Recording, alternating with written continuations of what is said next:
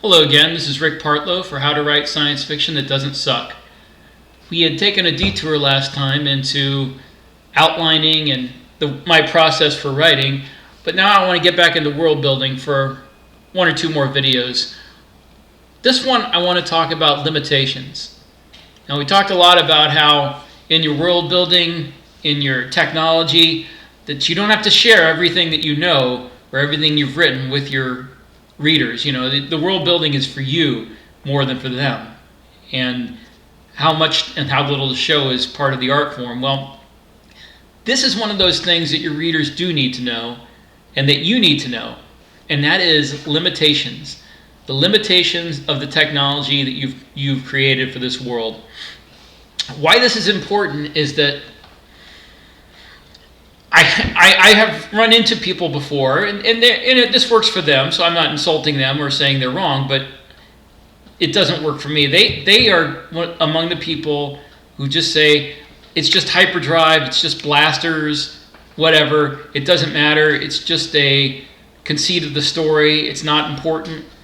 But when you're writing science fiction, sometimes the limitations of the technology is key to the story. It's key to dramatic moments where something won't work and you have to overcome that.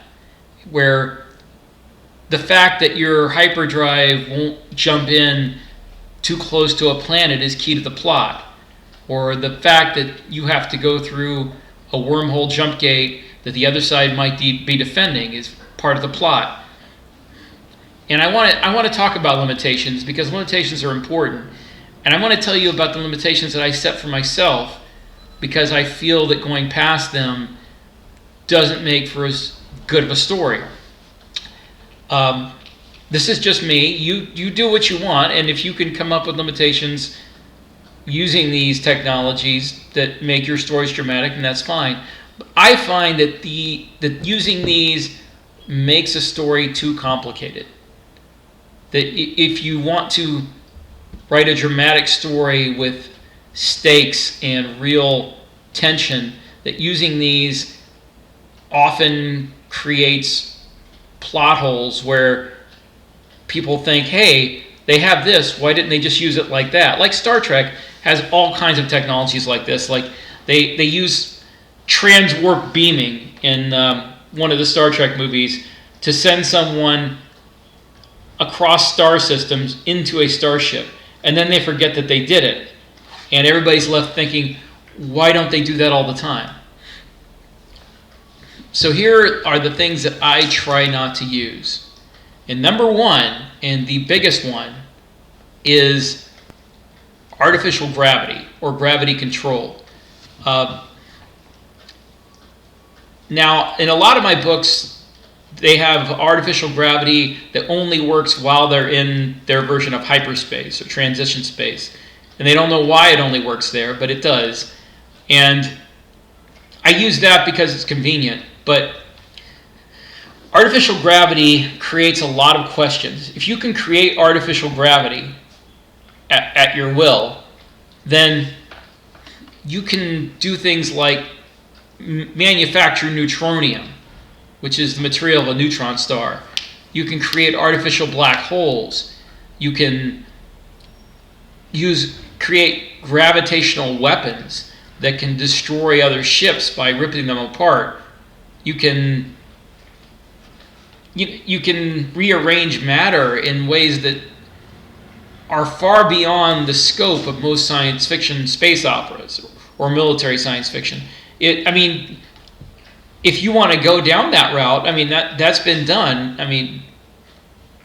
There's people who've written massive space epics based on the implications of a technology like that.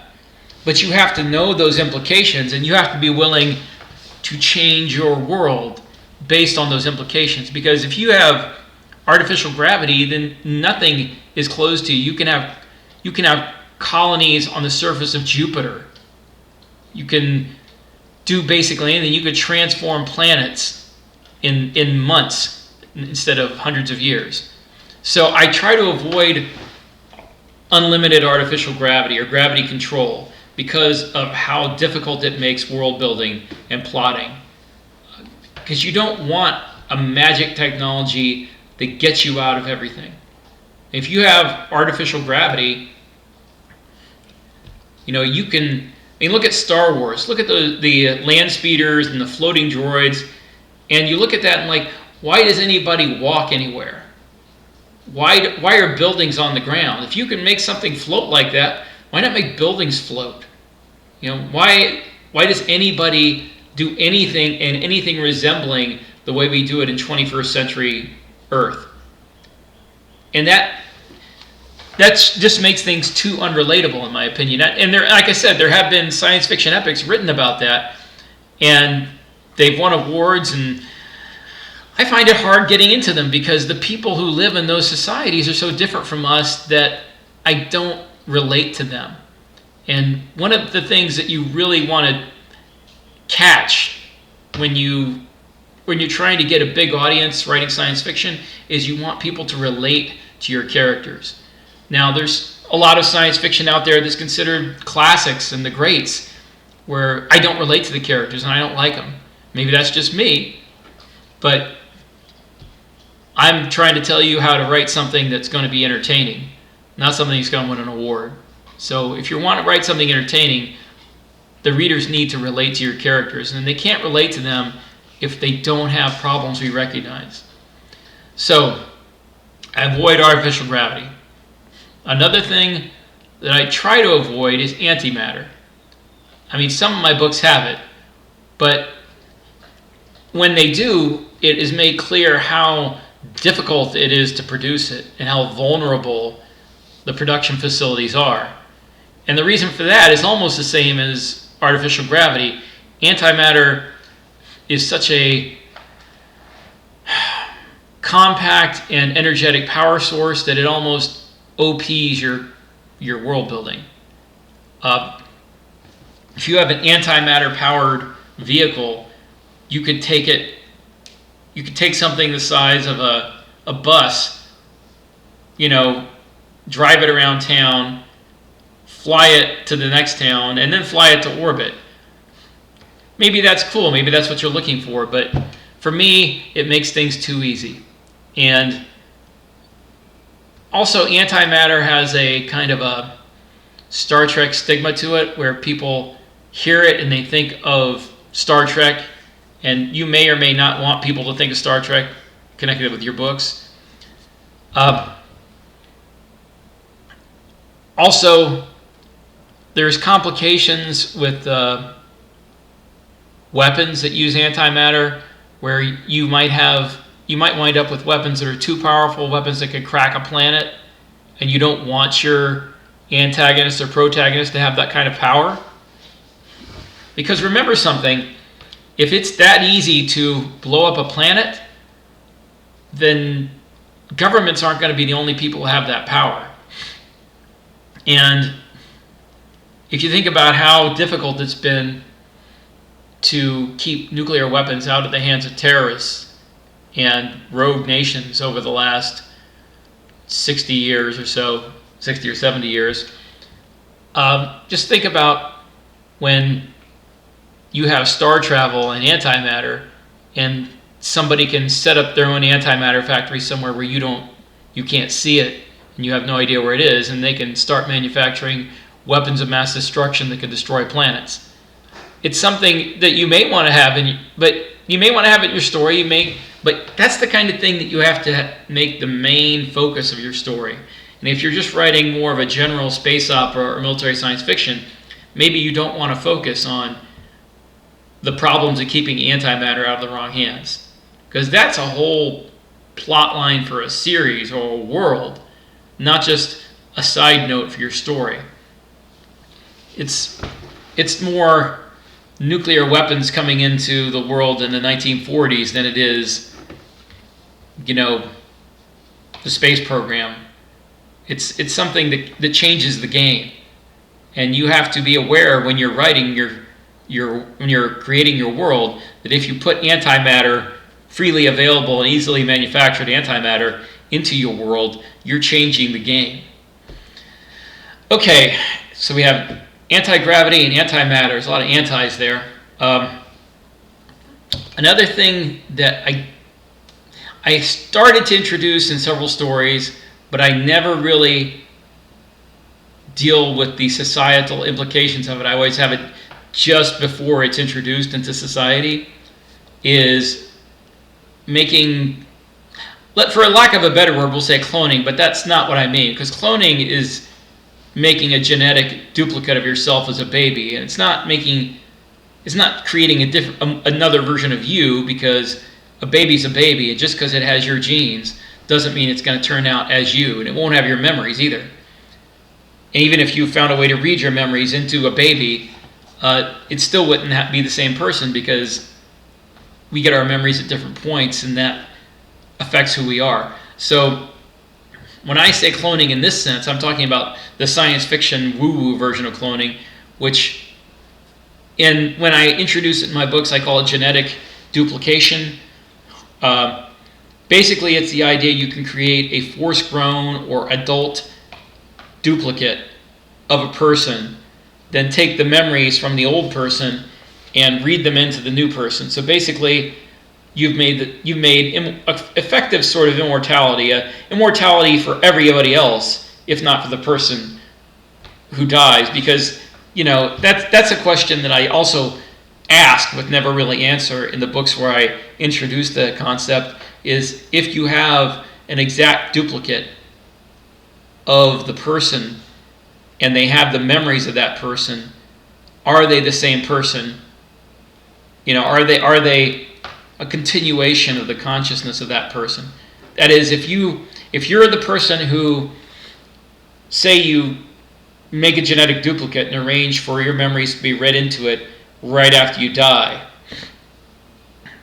are you going to close your eyes when you die and then open them again as another person?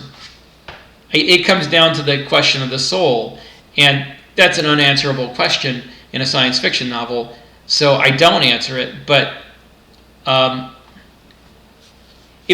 that's another technology that opens up implications far beyond the range of one story, which is why when I introduce it in my Birthright universe, it is just on the cusp of being introduced, and the government's trying to suppress it, and it still has all sorts of weird implications.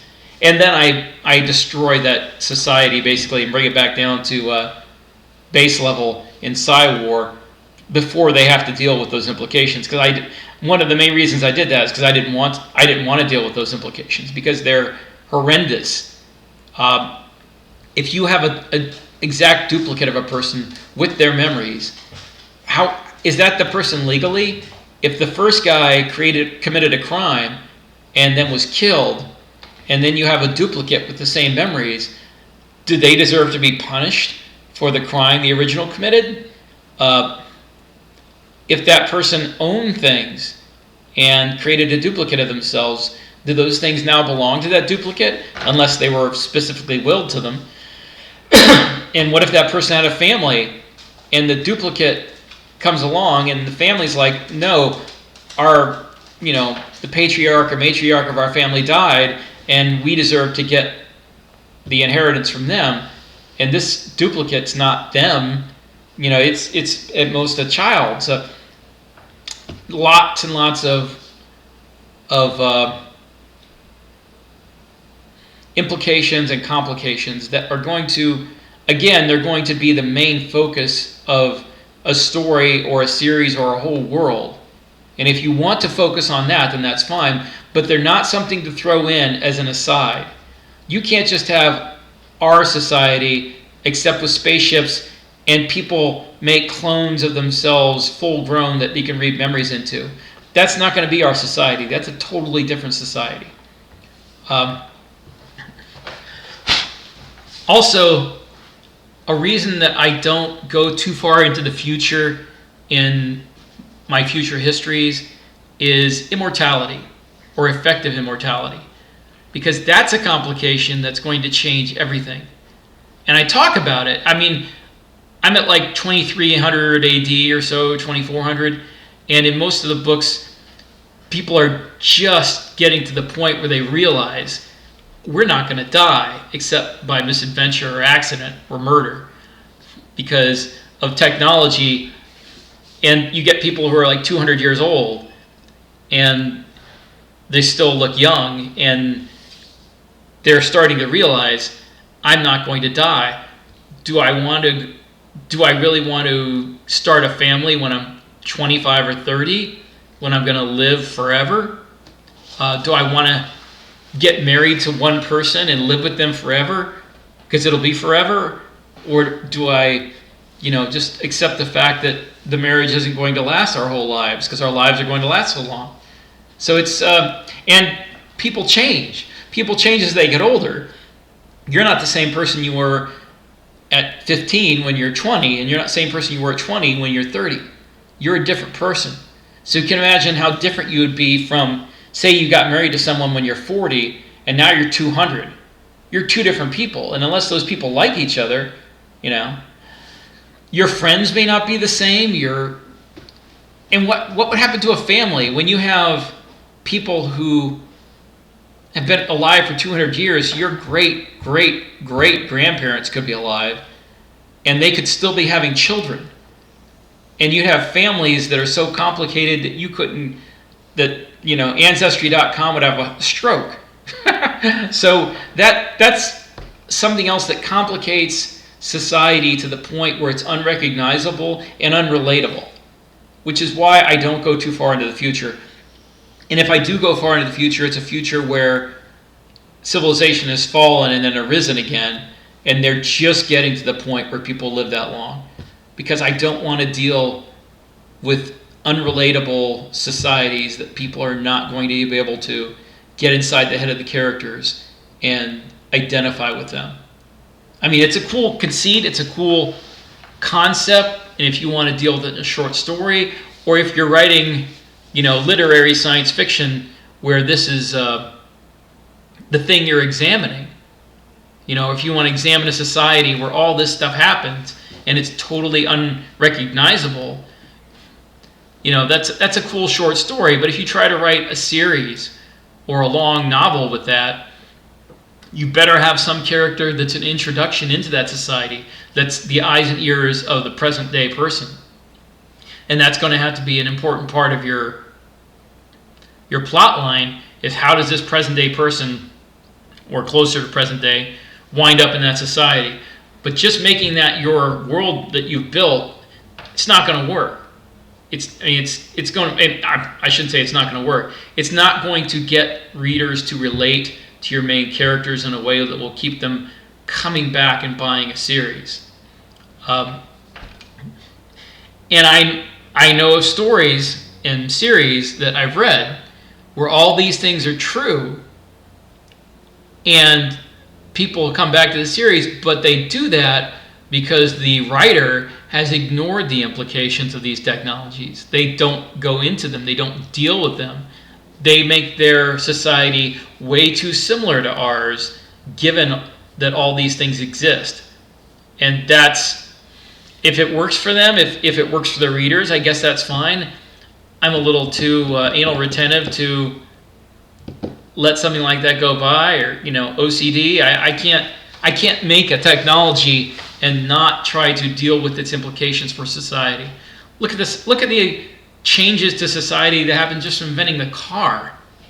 The contraceptive pill, the airplane, the computer, the cell phone. Huge changes to society and how we relate to each other. And those are mild compared to something like anti-gravity, or creating a genetic duplicate of yourself that you can read your memories into, or even storing your memories in the first place. If you can read someone's memories and put them in storage in a computer, all the memories they ever had, that's 2 steps towards creating an artificial human consciousness. And that's another thing that will change society completely. What happens when you create a virtual heaven where people's consciousnesses can reside? And that's another thing that you can have in your story. but you better deal with the implications of that, because that's going to change people on an existential level. If you know, it's not like believing like a religion where you believe that you're going to die and go to heaven, and part of that is faith. This would involve no faith. This would involve any kind of belief. You would know, when you die that your consciousness is going to be stored in a virtual heaven. Now, you may or may not think that that's going to be a continuation of who you are, but that's the philosophical debate. So